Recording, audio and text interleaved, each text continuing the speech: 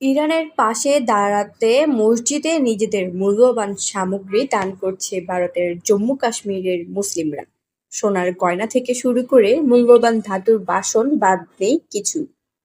বুদ্ধগ্রাম জেলার মসজিদ ইমাম জামামের দান বাক্সে জমা পড়ছে বিপুল পরিমাণ অর্থ। দাতারা বলছেন, যুদ্ধে সরাসরি অংশ নিতে না পারলেও ইরানিদের পাশে দাঁড়াতেই এমন পদক্ষেপ তাদের।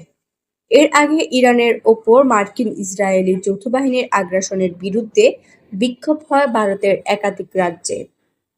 সারিতে সারিতে সাজানো এসব বাসন-কোসন দেখলে কোনো দোকান বলে মনে হতে পারে, কিন্তু মসজিদের মেঝেতে সাজিয়ে রাখা তামা-রূপার বাসন-কোসন দান করেছে সাধারণ মানুষ। উদ্দেশ্য ইরানের পাশে দাঁড়ানো। ঘটনা ভারতের জম্মু কাশ্মীরের বুদ্ধগাম জেলার। কেবল থালা বাসন নয়, মসজিদের দান বাক্সে জমা পড়েছে বিপুল অর্থ। নারীরা নিজের গায়ের সোনার গয়না খুলে দিয়ে যাচ্ছেন মসজিদে।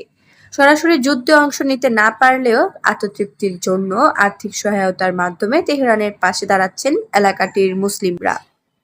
এটিকে অসহায়ের পাশে ও নিপীড়নের বিরুদ্ধে দাঁড়ানোর একটি মাধ্যম হিসেবে দেখছেন তারা। যুদ্ধ শুরুর পর থেকেই ইরানের সমর্থনে জম্মু কাশ্মীরের মুসলিম